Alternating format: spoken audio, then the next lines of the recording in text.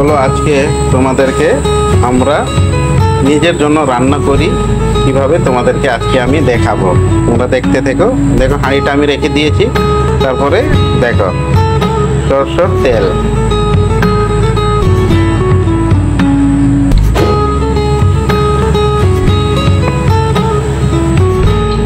তারপরে কি দিলাম পাঁচ ফোড়ন, যেটা বাঙালিদের একদম সঠিক খাওয়া।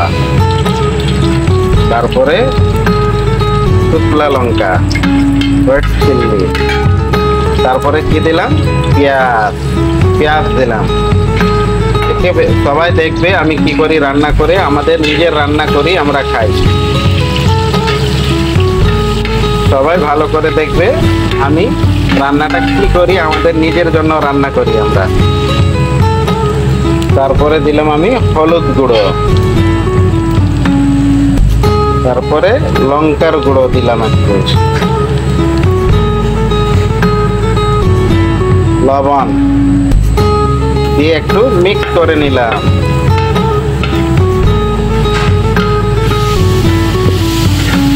তারপরে আমি দিব কি বলতো, এই যে দেখো এটা কি বলো জানো তো, এইগুলো আমার দিব।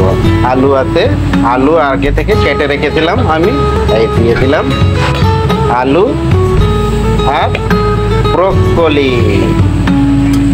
আলু আর ব্রোকলি আমি দিয়ে দিলাম। তারপরে একটু ভালো করে লাড়াচাড়া করে নিব। এইরকম করে ভালো করে লাড়াচাড়া করে নিলাম। তারপরে দিলাম টমেটো, কেটে রেখেছিলাম আগে থেকে টমেটো।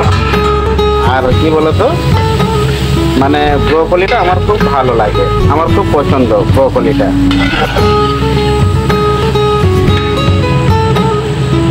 দেখছো কালারটা কিরকম হয়েছে, কালারটা হ্যাপি দারুণ লাগছে কালারটা।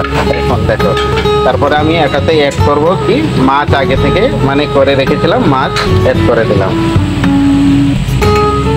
আগে থেকে মাছ আমি করেছিলাম, কেটে ছোট ছোট করে রেখেছিলাম। একটা চচ্চড়ির মতো করবো আমরা। তো মাছটা দিয়ে একটু লাড়াচাড়া করে আমি একটু তারপরে ঢাকনা করে দিলাম।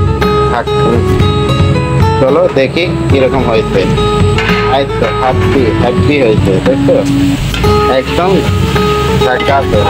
দেখো কালার দেখছো, একদম দেখলে জিভে জল চলে আসবে।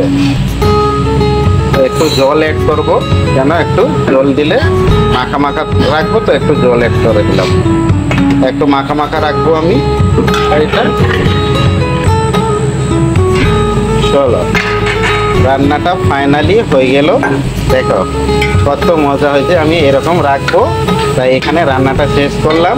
তোমরা দেখেছো সবাই, তো কেমন হয়েছে রান্নাটা অবশ্যই কমেন্ট করে বলবে সবাই, অবশ্যই কমেন্ট করে সবাই বলবে। সবাই ভালো থেকো, সুস্থ থেকো, টাটা, বাই বাই।